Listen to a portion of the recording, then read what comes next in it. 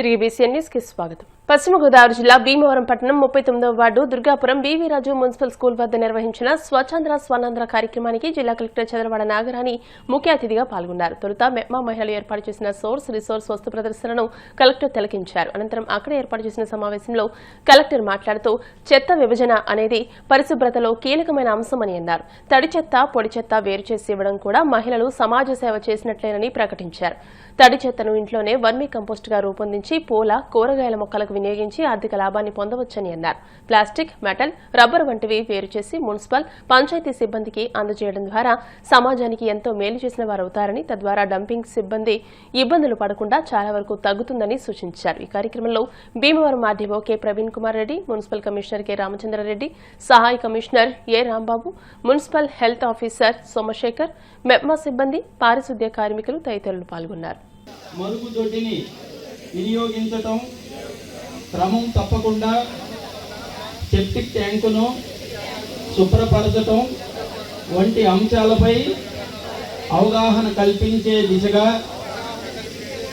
ప్రయత్నిస్తానని మన ఆంధ్రప్రదేశ్ను స్వచ్ఛ కృషిగా చేస్తానని ప్రమాణం చేస్తున్నాను.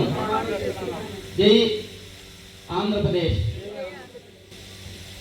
టాయిలెట్స్, ఓపెన్ యూరినేషన్, బహిరంగ ప్రదేశాల్లో మలమూత్ర విసర్జన చేయడం అనేది ఇంకా ఏ నాగరికతను సూచిస్తుంది? అందులో వెళ్ళి మనం పశ్చిమ గోదావరి జిల్లాలో ఉన్నాం. ఇందాక కూడా చెప్పాను, అభివృద్ధి చెందిన ఆర్థికంగా అభివృద్ధి చెంది మనకి ఇండస్ట్రీస్ కూడా ఎప్పుడో స్వాతంత్రం రాకముందు నుంచి కూడా పారిశ్రామికంగా అభివృద్ధి చెందింది. అన్ని రకాలుగా ఇక్కడ ఉన్న ప్రొడక్ట్స్ తయారు చేసి మనం విదేశాలకి, యూరోప్కి, అమెరికాకి, ఎన్నో దేశాలకు పంపిస్తూ ఉంటాం. అంత గొప్ప చరిత్ర, అంత గొప్ప స్థానం ఉన్న మన జిల్లాలో బహిరంగంగా మల విసర్జన అయితే లేదు, కానీ మూత్ర విసర్జన, యూరినేషన్ అయితే చాలా ఎక్కువ ఉంది.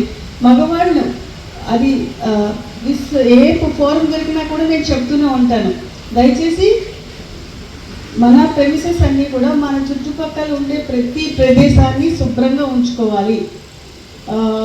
యూరినేషన్ అనేది ఇంకా ఎక్కువ రోగాలకి కారణం అవుతుంది. మగవారు అందరూ కూడా, అంటే ఆడవాళ్ళకి మరి ఆ ఇబ్బంది లేనప్పుడు మగవాళ్ళకి ఎందుకంత ఇబ్బంది రావాలి? ఆడవాళ్ళు ఏ విధంగా అయితే వాళ్ళు ఫెసిలిటీ చూసుకొని వాళ్ళు యూజ్ చేసుకుంటున్నారో అలాగే మగవాళ్ళు కూడా చూసుకోవాలి. ఇట్ ఈస్ అంటే సాంఘికంగా చాలా డిస్టర్బెన్స్ కింద ఉంది. ఆరోగ్యపరంగా కూడా తీవ్రమైన అనారోగ్యం పాలు చేసే అంశం ఇది. మున్సిపాలిటీ వాళ్ళు సరైన టాయిలెట్స్ పెట్టండి, ప్రాపర్గా నిర్వహణ లేవు, వాటి నిర్వహణ పూర్తిగా చేయించండి. హెల్త్ ప్రాబ్లమ్స్ ఉన్న వాళ్ళు ఉంటారు.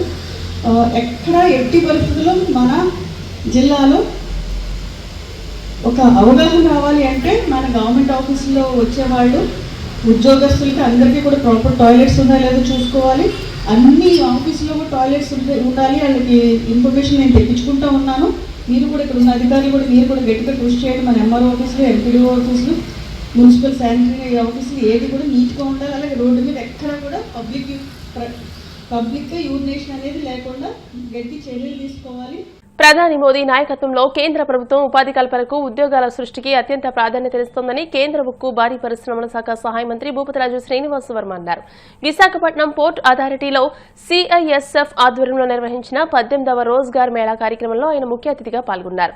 ఆంధ్రప్రదేశ్ రాష్ట్రం నుండి వివిధ విభాగాలకు ఎంపికైన 392 మంది అభ్యర్థులకు కేంద్ర మంత్రి శ్రీనివాస్ వర్మ నియామక పత్రాలు అందజేశారు. ఈ సందర్భంగా ఆయన మాట్లాడుతూ 18వ రోజ్గార్ మేళాలో దేశవ్యాప్తంగా 45 ప్రాంతాలలో 61,000 మందికి పైగా యువతకు నియామక పత్రాలు అందజేస్తున్నామని ప్రధాని మోదీ 2022 అక్టోబర్ 22వ తేదీన ఈ చారిత్రక కార్యక్రమాన్ని ప్రారంభించారని, అప్పటి నుండి ఇప్పటి వరకు 17 రోజ్గార్ మేళాలు విజయవంతంగా పూర్తయ్యాయని పేర్కొన్నారు. కేంద్ర ప్రభుత్వంలోని వివిధ మంత్రిత్వ శాఖలు, విభాగాలలో ఖాళీగా ఉన్న ఉద్యోగాలను మిషన్ మోడ్లో అత్యంత వేగంగా, పారదర్శకంగా భర్తీ చేస్తున్నామని, తద్వారా గత 2 ఏళ్లలో 11 లక్షలకు పైగా యువతకు ఉపాధి కల్పించామని శ్రీనివాస్ వర్మ వెల్లడించారు. నియామక పత్రాలు అందుకున్న వారిలో అత్యధికంగా రక్షణ, సాయుధ దళాలకు ఎంపికైన వారు ఉండడం గర్వకారణమని ఆయన కొనియాడారు. ఈ కార్యక్రమంలో విశాఖ ఎంపీ శ్రీభరత్, ఎమ్మెల్యేలు వంశీకృష్ణ శ్రీనివాస్, విష్ణుకుమార్ రాజు, సిఐఎస్ఎఫ్ ఉన్నతాధికారులు పాల్గొన్నారు. విశాఖపట్నంలో నిర్వహించబడుతున్నటువంటి రోజ్గార్ మేళా కార్యక్రమానికి వేదిక మీద ఆశీర్వదించినటువంటి 17 రోజ్గార్ మేళాల ద్వారా ఈ దేశంలో దాదాపు 11 లక్షల మంది యువతకి ఉద్యోగ అవకాశాలు కల్పించినటువంటి ప్రభుత్వం ఇవాళ కేంద్రంలో అధికారంలో ఉన్నటువంటి నరేంద్ర మోడీ గారి నాయకత్వంలో ఉన్నటువంటి ప్రభుత్వం. ఇవాళ 18వ రోజ్గార్ మేళా దేశవ్యాప్తంగా జరుగుతూ ఉంది. దేశంలో దాదాపు 45 కేంద్రాల్లో ఇవాళ ఈ రోజ్గార్ మేళా కార్యక్రమం జరుగుతుంది. దేశంలో ఉన్నటువంటి 45 మంది కేంద్ర మంత్రులు ఇవాళ 45 ప్రాంతాల్లో రోజ్గార్ మేళాలకు కేంద్ర ప్రభుత్వం తరపున నరేంద్ర మోడీ గారి ప్రతినిధులుగా హాజరు కావడం జరిగింది. ఈ రోజ్గార్ మేళాలో ఈ రోజున దాదాపు 61,000 మందికి దేశంలో నియామక పత్రాలు అందించడం జరుగుతుంది అనేటువంటి విషయాన్ని సందర్భంగా మీకు తెలియజేయడానికి సంతోషిస్తూ ఉన్నా. ఏదైతే ఇవాళ మనం పొందుతున్నటువంటి నియామకం ఉన్నదో ఇది మన కోసం, మన కుటుంబం కోసమే కాకుండా, మన కుటుంబ మనుగడ కోసం మాత్రమే కాకుండా దేశాభివృద్ధిలో మనమంతా కూడా ఈవేళ కేంద్ర ప్రభుత్వంలో ఉద్యోగాల్లో చేరడం ద్వారా భవిష్యత్తులో మన వంతు పాత్రని నిర్వర్తించడానికి, దేశాభివృద్ధిలో మీ తాలూకు పాత్రని పోషించడానికి ఒక చక్కటి అవకాశంగా మీ అందరూ భావించాలని సందర్భంగా మీ అందరికీ కూడా విజ్ఞప్తి చేస్తూ ఉన్నా. ఇవాళ దాదాపు విశాఖపట్నం కేంద్రముగా 392 మంది అభ్యర్థులకు నియామక పత్రాలు అందజేయడం జరుగుతూ ఉంది.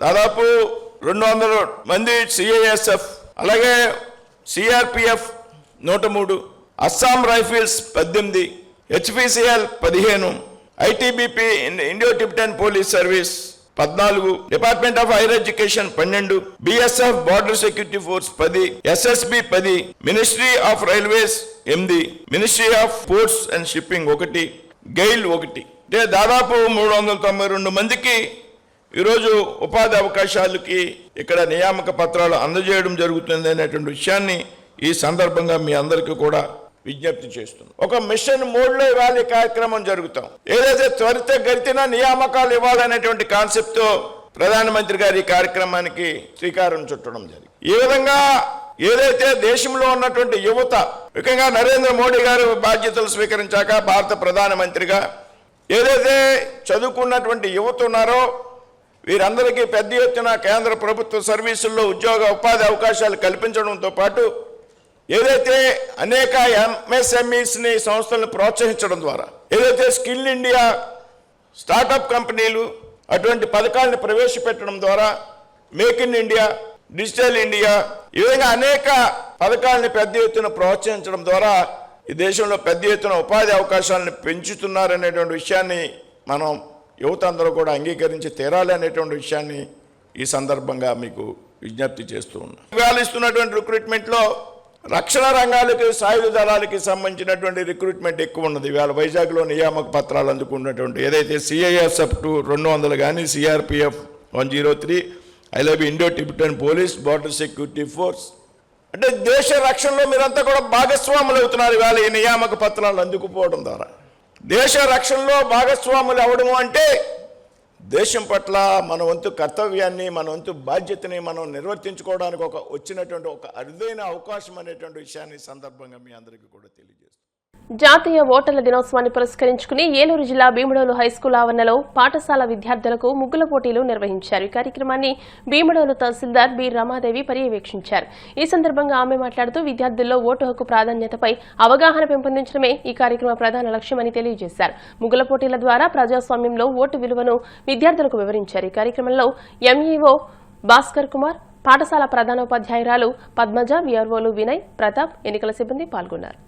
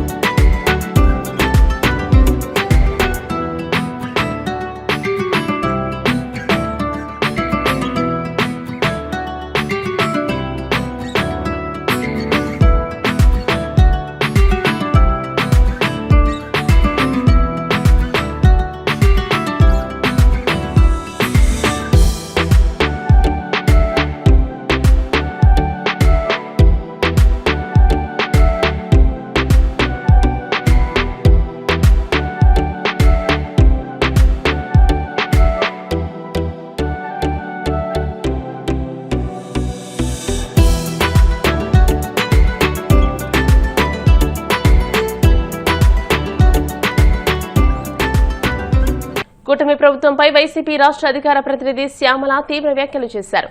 సీఎం వ్యాఖ్యలను ప్రస్తావిస్తూ కూటమి పాలనలో ప్రజలకు తీరని అన్యాయం జరుగుతోందని, రాయలసీమపై చంద్రబాబు ద్వేషం పెంచుకున్నారని ఆరోపించారు. రాయలసీమ లిఫ్ట్ ఇరిగేషన్ ప్రాజెక్టును అడ్డుకునేందుకు ప్రయత్నించడం దారుణమని విమర్శించారు.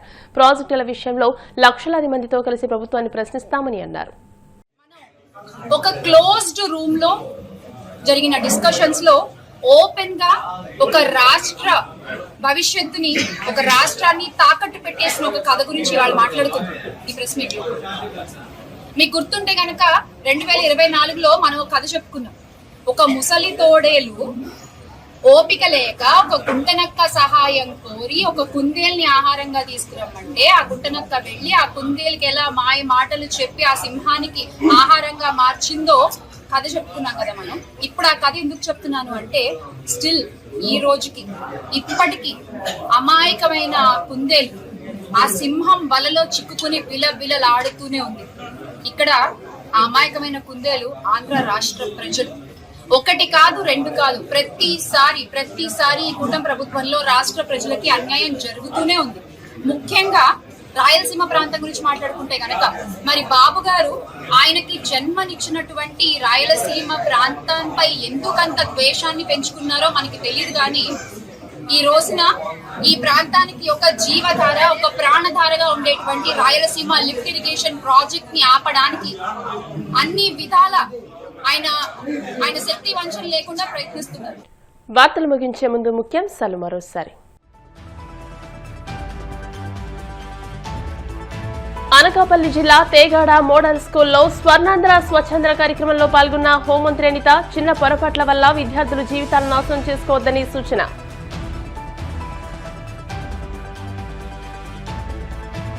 శ్రీకాకుళంలో వైభవంగా సాగిన రథసప్తమి శోభాయాత్ర, సాంప్రదాయ డప్పులు కొట్టి శోభాయాత్రను ప్రారంభించిన మంత్రి అచ్చెన్నాయుడు.